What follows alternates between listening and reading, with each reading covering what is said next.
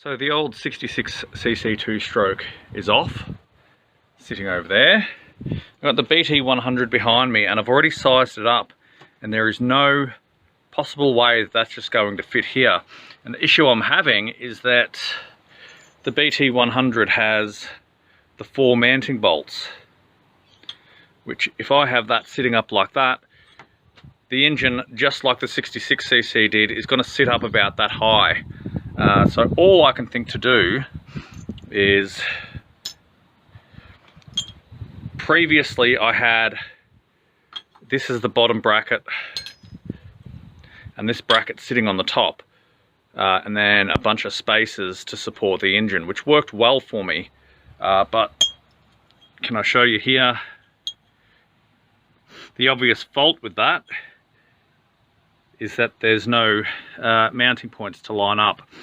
So all I can do is I'm going to throw a few bolts in there, and then I'm just going to try drilling a hole into this plate here to adapt it for the BT100.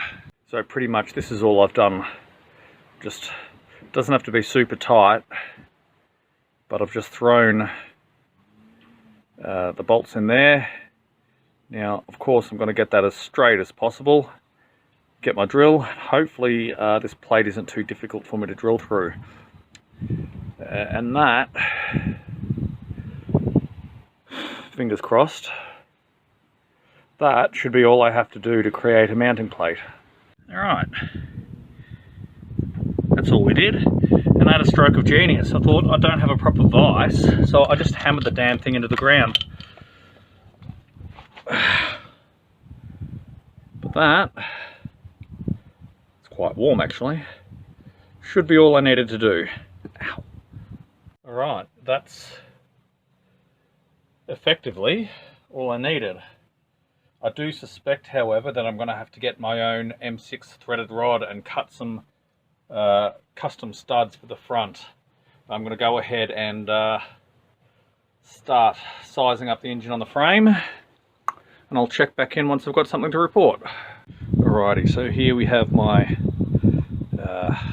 4 custom M6 studs. Top one there is the stock one that came with the kit. So this M6 threaded rod, best investment I ever made. We are mounted. Everything's firm but not tight. The plate that I drilled, though it doesn't fit perfectly, it'll pull down when I'm tightening it all up. Now you'll see it doesn't fit perfectly flush, but I'll be honest, the other plate didn't either, and the engine never moved. And with these high tensile bolts on the front, I doubt that I'm going to have any real dramas. So fingers crossed that holds, and we are very marginally clear of the chain on this side, as you can see. So yeah, first things first is for me to get the chain on, make sure that the tension and the alignment's all right, and then I can tighten down my mounting bolts and mount the exhaust and the carb, and then we should be ready to fire, fingers crossed. Chain is on. I had to remove one link and change the position of the tensioner a little bit, but we're looking pretty good so far. Alright, as far as I can see, we're just about ready to fire. I may have to make an adjustment to the clutch cable, but we're going to take it down the backyard, see if we can fire it up. It's blowing an absolute gale out there, so hopefully the wind noise doesn't overtake everything. Well, I'm a monumental idiot. I've forgotten one rather important aspect. Better go stick the exhaust on.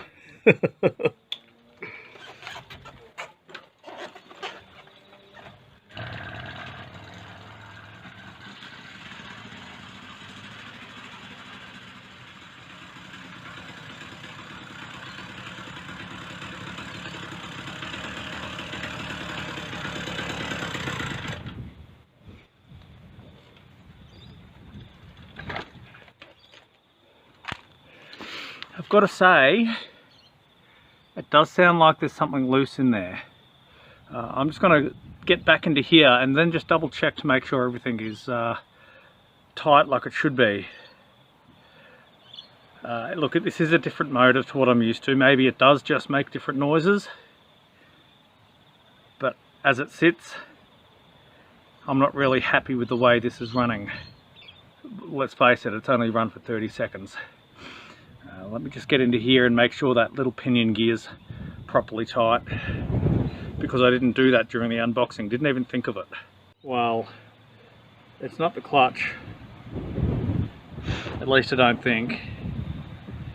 Everything feels tight in there. Look, at this point all I can do is keep it running and just see how we sound.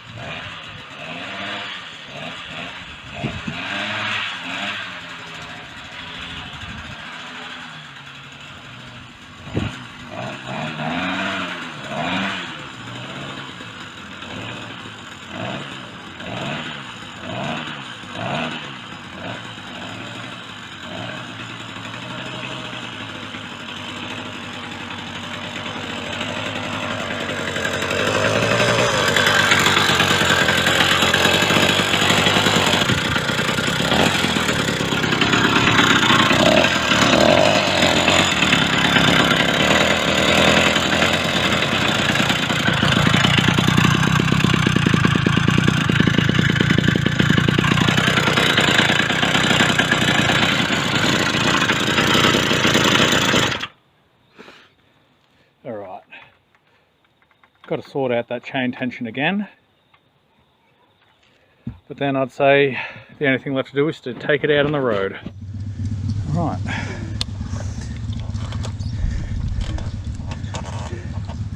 Let's go.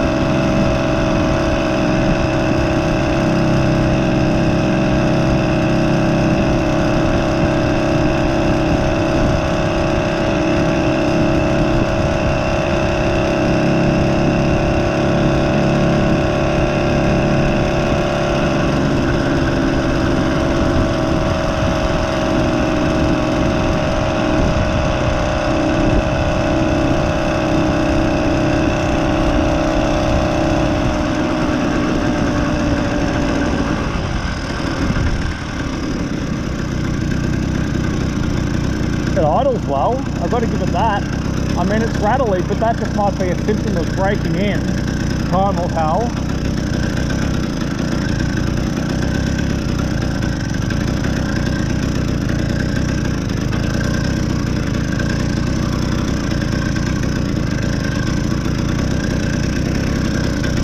Alright, let's go load it up on the till.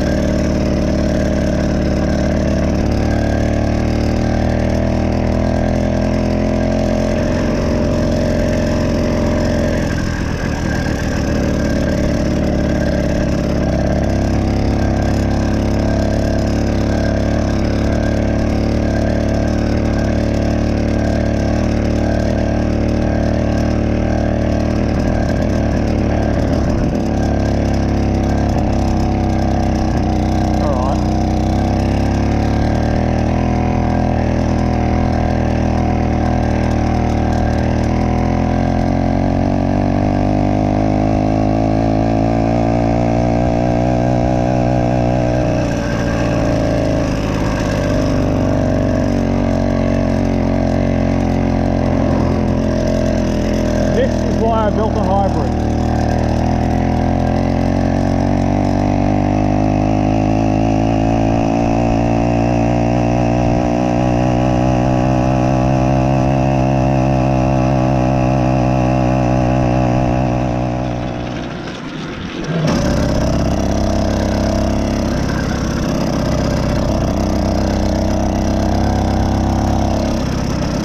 I think what I'm hearing there is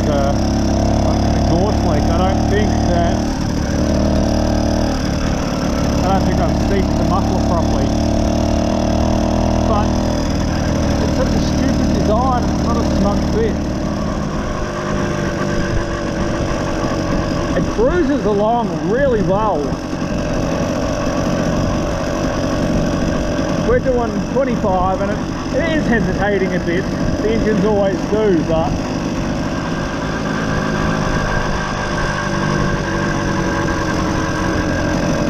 Ricky, just do it.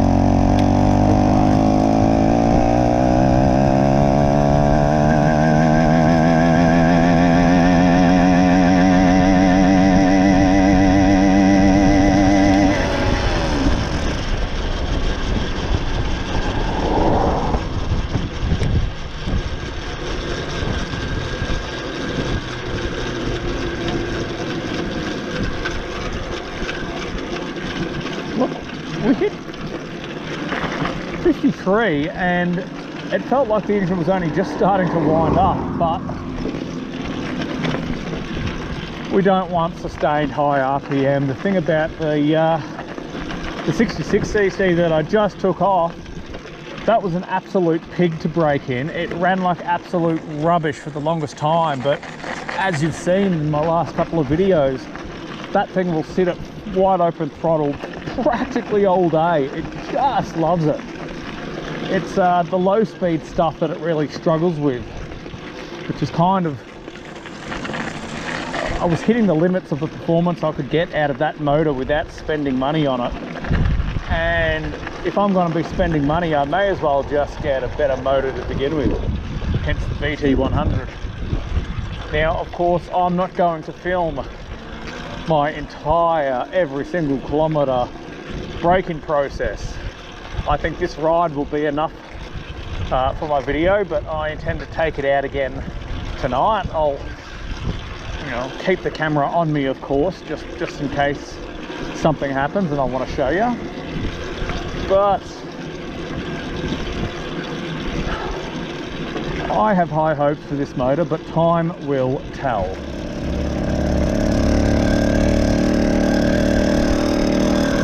Well, I'm going to cut the video here. If you're stuck with me this long, thanks for watching.